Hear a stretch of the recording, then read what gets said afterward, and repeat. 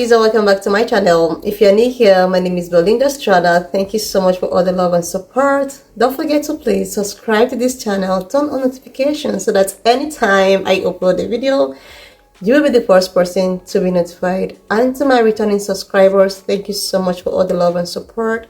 To those people that share my videos, leave commentaries, you guys are the real MVP. Thank you so much for all the love and support. Alright lovelies, let's get into this video. So lovelies, I came across this video on my For You page on TikTok, and I thought to share with you guys on the history of why, the black people have to pay a huge amount of money so as to get a perfect medical care. Guys, I'm just gonna roll the clip and the stitches I was able to put together. Please leave me your own thoughts in the comment section of what you think of this video, and do not forget that we do not support any form of bullying, harassment or whatsoever. We're just here for educational purposes, guys. So please share this video, subscribe to my channel if you're yet to do that, and let's get into the video. Hey, good morning, Nikki Haley. Remember when you said that America is not and has never been a racist nation? Well, if that's the case, why don't we have universal health care? The answer is simple: racism. See, in the 1880s, white America had a problem that they just couldn't solve, which they called the Negro problem. They said that in 1865, we whites gave the blacks their freedom, and we also passed slave codes, black codes, and Jim Crow laws to prevent their upward mobility in this country. And now here we are in the 1880s, and we don't understand why these Negroes haven't done anything with themselves. We gave them their freedom. What more do they want? And white people at the time said, well, they're genetically inferior to us. So if we simply deny them health care, they'll die off in a generation or two, and that will solve white America's Negro problem. Don't believe me? Watch this. It really began in the 1880s, 1890s, when medicine became a thing. And there was this guy named Frederick Ludwig Hoffman who came over here from Germany. And he was a young man. He was 17, in fact, when he came over, and was a numbers genius. And he hooked up with the Prudential Life Insurance Company, ended up being a vice president. And he was the guy who figured out that there was an association, a statistical association between working in a cotton mill and having lung problems, asbestos and mesothelioma, smoking and lung cancer. He published on that in the 1910s, in the 1890s and 1910s, and diet and cancer. In fact, his book on the association between a high processed food diet and cancer is still in print.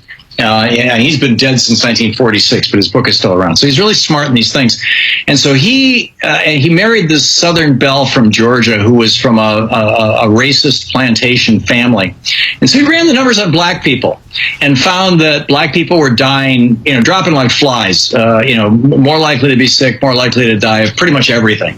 And concluded, which was the general consensus at the time among a lot of white people in the South, this is again in the 1890s, that black people were genetically inferior. And in 1896, he published a book called Race Tendencies and Traits of the American Negro, in which he lays out all the numbers, and then he concludes that if we simply avoided allowing black people to have any access to health care, that within 2 or 3 generations, the whole race would die out, and that would solve the race problem in America. Now, it sounds kind of crazy when I just lay it out like that right now, but this led to a whole bunch of things. By the 1920s, this was referred to as scientific racism. He was testifying about it before Congress. When Teddy Roosevelt, 1912, proposed a national health care system, people said no because black people will get it. When Franklin Roosevelt proposed a national health care system, it was the same thing. We don't want black people to get it. When Truman tried it in 47, same thing. Don't want black people to get it. Right up until 1965, Senator Stennis, the Dixiecrats in the South, was quoting Hoffman, who was by then dead, but is still very famous in this field, as saying this, we have to figure out a way to keep black people from using Medicare This is when they were passing Medicare.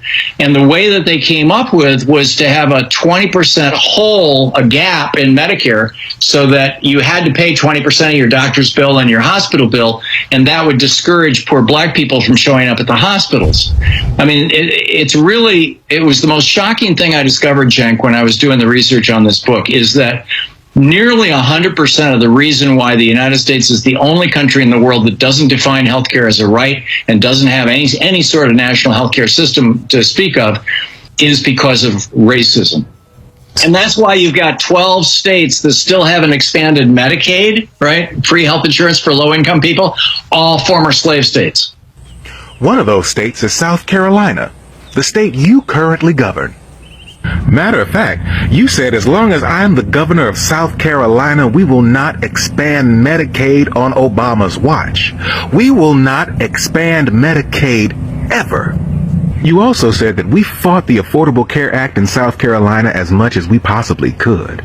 We said no to the state exchanges. We said no to the Medicaid expansion. They just turned and set every state back with this bill that we knew wouldn't work. When it came to the Affordable Care Act, we just didn't say no, we said never. And we're going to keep on fighting until we get people like Senator Tim Scott and everybody else in Congress to defund the Affordable Care Act. You also said that you would end a disastrous health care program and replace it with reforms that lowered costs and actually let you keep your doctor.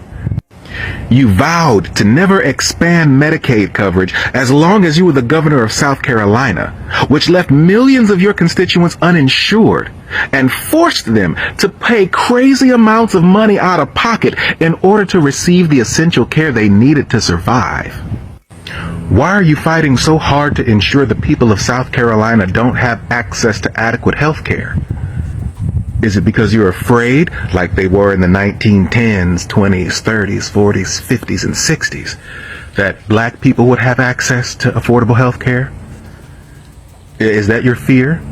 If so, Nikki Haley, that's racist. Like, seriously, lovelies, when I saw this video, I was just having so many thoughts on mind. I was like, come to think of it, why is it that the biggest city, like the big America and all of that, does not have anything like a free Medicare? Like, they don't have free medical care, that you have to practically pay a huge amount of money for you to receive treatment. And this kind of, stuff makes a lot of poor people not to have access to a very good medical care. This made a lot of people to just end up, maybe when you fall sick, they just go out there, get tablets, and that is it.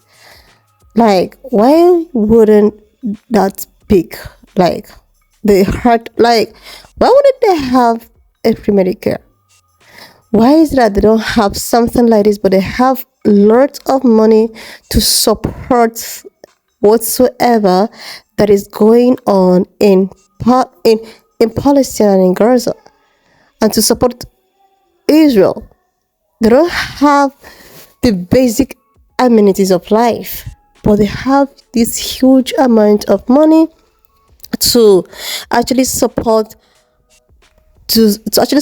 Israel, to support what is actually going on, to support most of, like, seriously, this is something that a lot of people need to think about. This is something that a lot of people need to put into consideration. They don't have free medical care. Like, the poor cannot have access to meds. The poor will just fall sick, and because of the rate at which these medical things are expensive, they just keep on getting tablets and not having a real medical diagnosis and medical treatment and all of that. And this actually dawned on me when I saw this video. I was like, oh, this is just the origin. So them not having this, actually, that was something, as in, this has to do with Ray and this. Like, these people could just go this far just to wipe away the people of color. Like, they believe that when you don't give these people access, and when you know if people does not have access to medics, they begin to fall sick from sickness. You know what it is after falling sick, after not being taken care of. Maybe when you fall sick, you're not able to have a proper medical care. You should know what comes next. So then I use these tactics to see if they can reduce the number of people of color. Like how wicked, can this be? I was just wondering, like, in Europe they have, something like a medics, which maybe might be removed from your, from your salaries, your tax, and all of that. But these Americans, they keep on paying tax upon tax upon tax, but they don't have access to free medical care. Now, this just dawned on me that this is actually one of the reasons that these people have made medication, like they've made receiving a medical care a very, very, like something that even a pauper can receive. That means homeless people cannot even have access to medics. People, living on the bridge, people that cannot even feed themselves 3 square meal cannot receive a free medical care. Like, what kind of wickedness is this? There are people that is paying this tax instead of them to use money that been collected from these taxpayers to at least grant them a free medical care. They chose to use such money to support whatsoever that is happening in Israel. Like, there are so many things that need to be fixed, like especially this. And this, me hearing this right now, I was just, okay, I just need to bring it up here for us to know, or for me to hear you people's opinion, because it is now making a lot of sense. Like, this thing is something that have started since 1988 or the 60s. Like, these people, they know exactly what they are doing. They're looking for a way.